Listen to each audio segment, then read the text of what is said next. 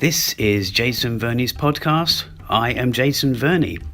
Regular listeners of this show will know that I also run a couple of different podcasts. One of them is one about filmmaking, because I'm a filmmaker, and also one regarding South Korea, the Not So Korean podcast. Actually, it focuses on both Koreas, but it's mostly South Korea. And this one, which is FLICKS, F.L.I.C.K.S. I won't go into what each of those letters stands for in this particular episode, but it is run in conjunction with my film-related website, and that is called mini-movie.com. That's mini-movie.com. And also, most of these episodes appear on my YouTube channel, either as an audio or visual episode, and that is youtube.com/Jason Verney. One battle after another, one screening after another, one film after another. Either way, this little podcast episode is about seeing a film a few times, more than once basically, and why we do that and why shouldn't we do that, but also what people might think. I've got friends that think I'm crazy if I see a film twice, 3 times, and especially maybe 4 times, 5, whatever. I can't think of one that I saw that many times. I do remember that I saw Parasite I think maybe 4 or 5 times, but that was including at least 1 or 2 festival screenings, perhaps one in South Korea, one in England, but also a black and white version.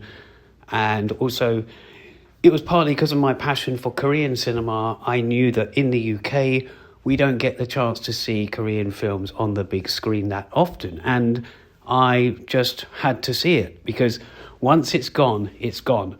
Now, for those people that might be thinking, well, that is odd. I go and see a film, I like it, I don't like it, I digest what I've just seen, and maybe I'll see it again even on DVD or streaming or whatever, other formats out there.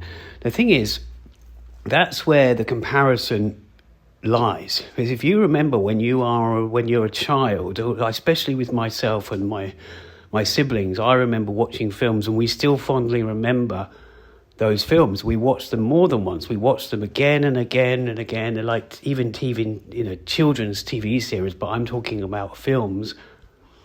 And particular siblings, I would watch certain films, we'd remember a film, and the other ones, another sibling would remember a different film. But it's repeat viewing. Now, so I find it fascinating. I've recently spoken to 2 people that are quite, good, I would say good friends. One I've known a lot longer and one I've known more recently. And one of them was like, why do you want to see that again? And, why would you see it again? And bear in mind, I took that person to see the film, one battle after another. On my second viewing, she came with me. On my third viewing, I went alone. And yes, it's not that I think this film is the best ever in the world, but it's got so much to it, and I'm going to do a separate podcast kind of review and overview about the film, and also why people are saying, a little bit ridiculously, why they're saying that it's, a woke film or whatever, it's, political. Because, if you know Paul Thomas Anderson, there's a lot to be said with that topic. And so, back to repeat screening. So I remember when I was young, I remember seeing films more than once, but that was very often either on TV, they'd be repeated at Christmas. That's a classic example. Once a year, a same film would come on, or we would videotape it back in the day, or we would re-rent it, rehire it from a video shop or something. These are examples. When a film is made, it's not necessarily made to be seen once, put it away. I mean, how costly would that be? Sure, if you had a $1 billion film, £1 billion film, whatever, and it raked in so much at the box office, the takings, from tickets, but then that was it. Of course, it goes to other formats, and these formats often there's people that will rent the format because they didn't catch it at the cinema, but there's people who buy it Sometimes because they didn't, but they know it's not going to be, they're not going to hate it. Maybe because of the star or the director, they're going to like it, or they're a cineast and they purely love to have versions of films, or there's some extras on the DVD or the streaming platform, like an iTunes extras or something, that they're going to watch, and they've invested in this. Even if they watch it twice, they've got their money's worth, So you have got these things that are made purposely. When a filmmaker, and I'm a filmmaker, so when I make something, now I'm small scale compared to what we're talking about, really. But you do want people to see it first, once, but you'd also like those people to see it again. You also know how much work you put into a film, from the very concept, the very idea, especially if it's less of the huge marketing sort of, franchise kind of film, or a sequel where you've got lots of writers, you've got lots of decisions, and it's come down to less, we're going to make that film. I'm talking more of the traditional writer-director. And, you write it, you write the draft, you write the synopsis, and then you sort of, you might have to package it to get some funding, but you have to make it, and you get the team of actors together. Doesn't matter how familiar they are to you, you still have to do it. Some might jump on board straight away. Some might be, they might be unfamiliar. They might say no, whatever. But, they might never have worked with you, so they wouldn't, do that. But with this, a film like One Battle After Another, let's say, it's already available to pre-order, I believe.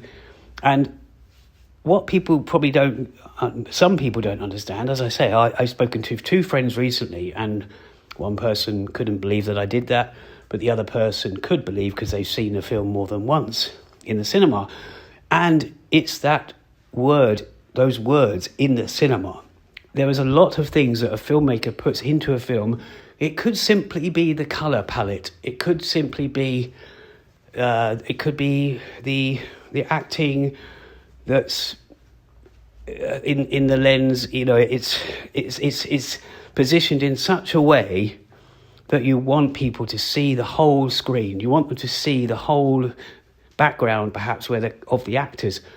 And it's to see it in cinema, not just once, but to see it again. The first time you see a film, you like it for what it is, hopefully.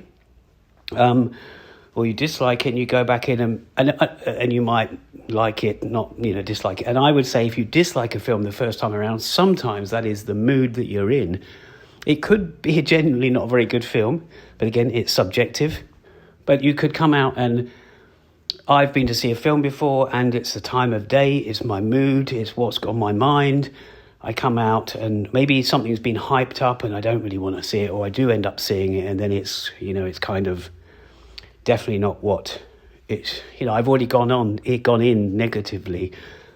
So it can take a lot to change my mind. So you go and see it a second time, and this time you already know that's another factor. I'm just going to put this in here.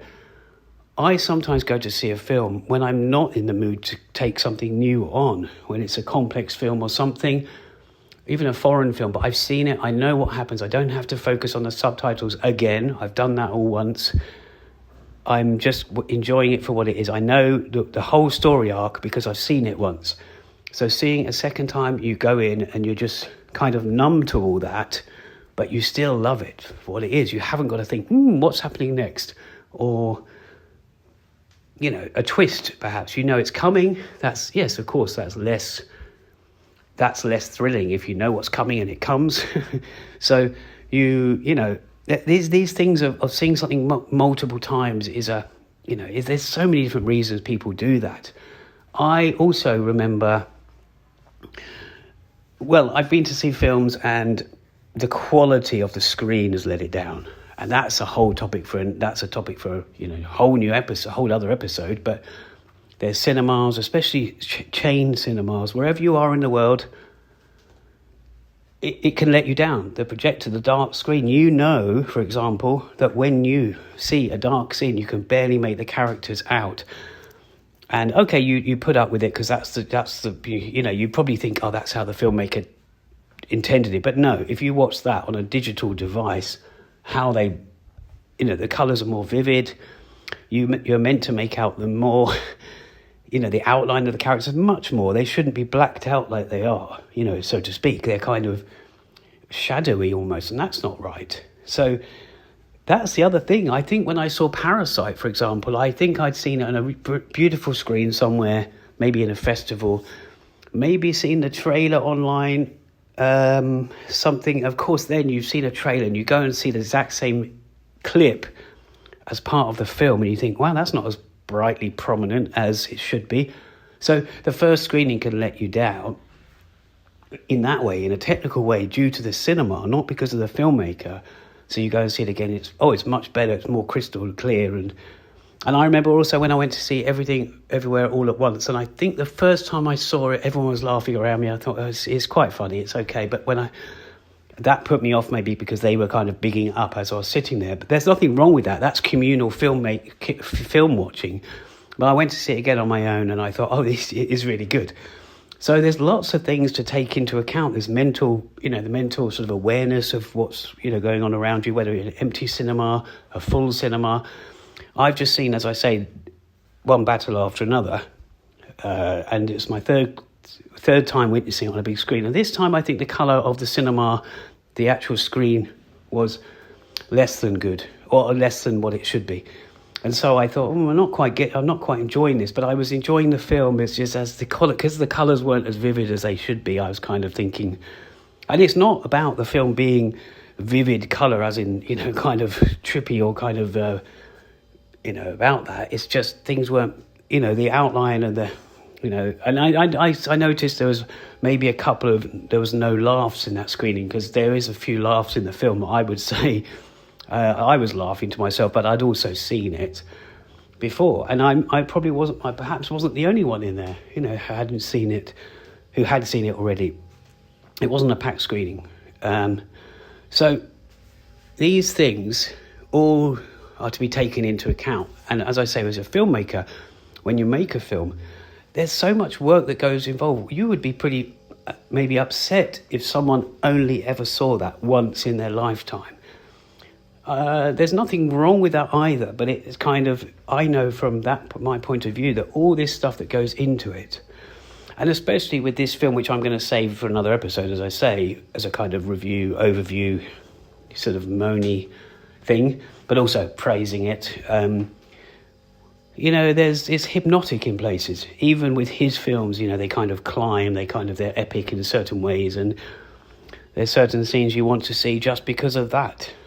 So perhaps it's like, I'm not sure if this is a good comparison or not, but if you go to see the 8th Mission Impossible film, The Final Reckoning, which was finally labelled, and obviously it wasn't before, you go and see it, the whole film you might think, well, it's a bit average, but you remember that, the plane sequence, and you think, I've got to see that again. So you go and watch it just for that 10-15 minute part of the film. I don't know, it's just different ways people see things. And, like David Lynch and other people have said, you've got to witness a film on the big screen. And again, that comes back to what I said at the start, which is witness it on a big screen. You'll never... No, that's quite a bit untrue. There are chances that a film will replay a film.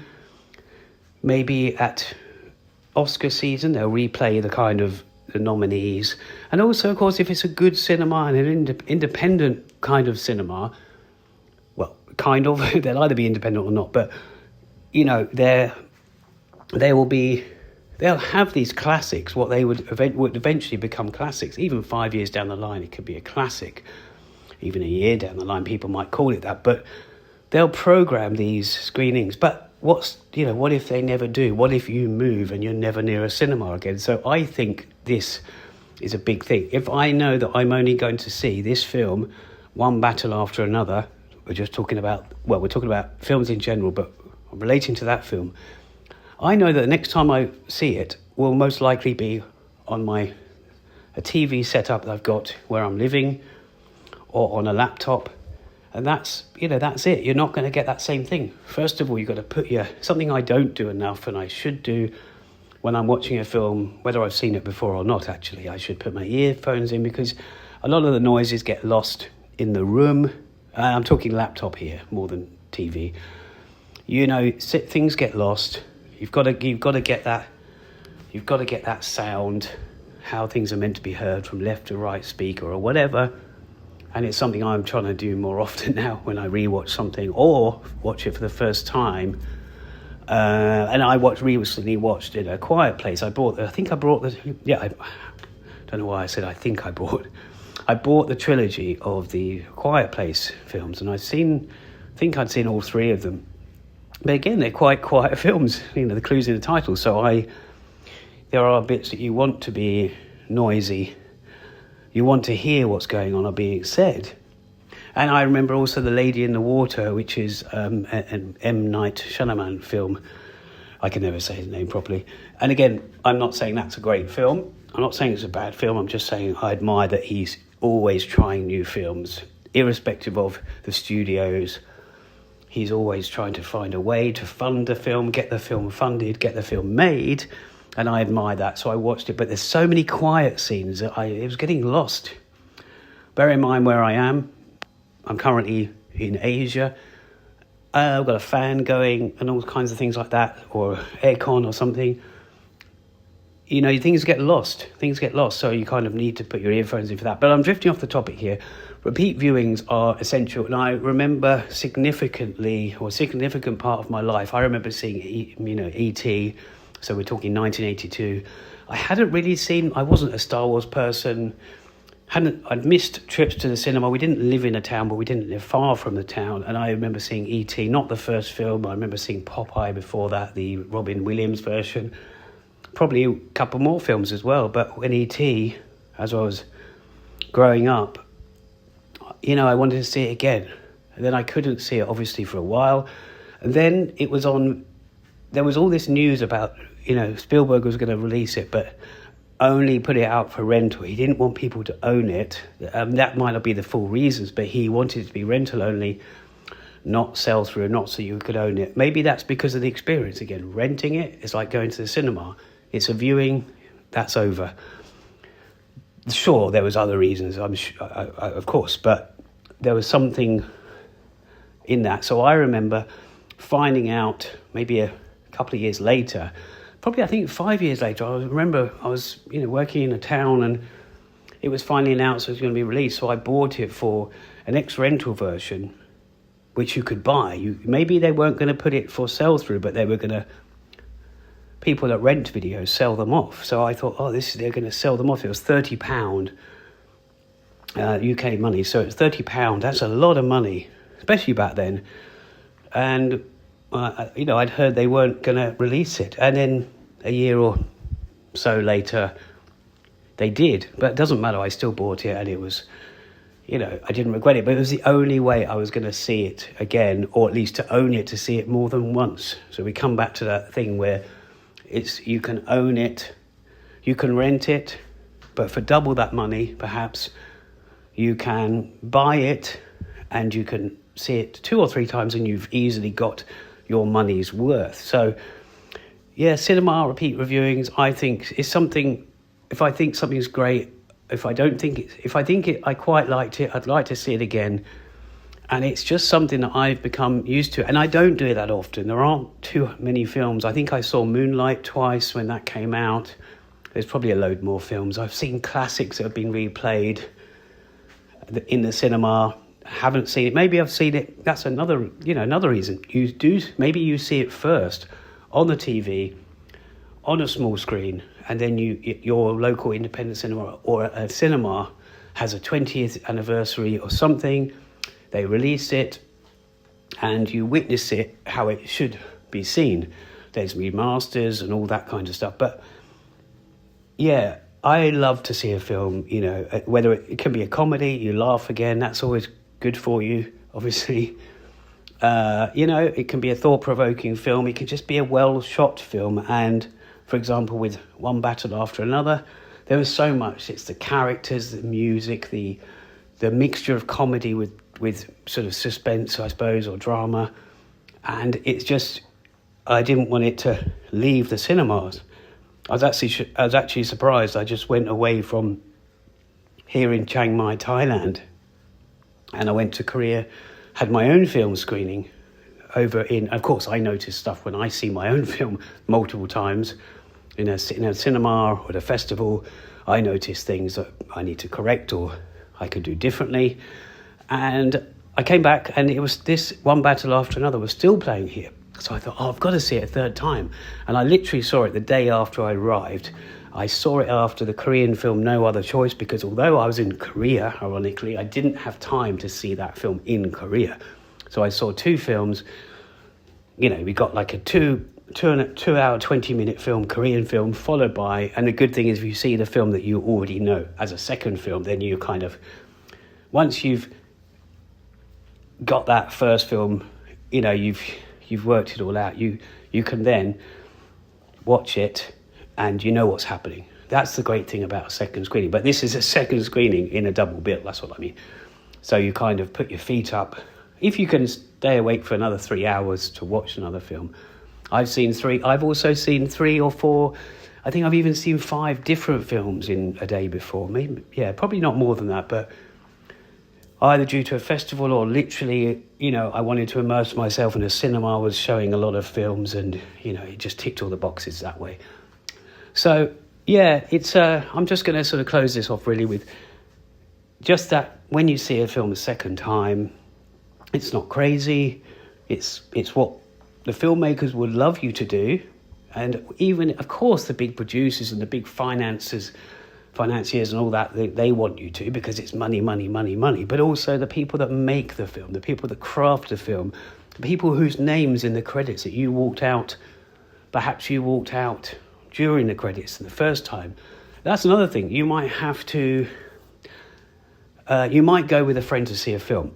They decide they've got to go at a certain time to meet somebody else. You both have to go. You go to see it on your own. You've got no plans afterwards or immediately afterwards, and you watch the whole film, including the credits, you know, the way it really should be. And this is the thing. You miss stuff. You even see stuff in the credit. You think, I wanted to look up who that musician was who played that song, but I didn't stay for the credits. So there's things like that. You know, there's so many reasons to rewatch a film in the cinema, whether it's been online before, whether it's brand new, especially brand new, because it's it's just that you just know, you know, the next time you see it, it will not be, most likely, will not be on the big screen. So that's it. That's pretty much all I have to say. Probably forgotten something, but that's pretty much what I wanted to say. So all the best. Happy filmmaking if you're a filmmaker, happy viewing if you're a cineast or you just love cinema. And yeah, all the best and good luck in this crazy yet artistically hope-filled world. See ya!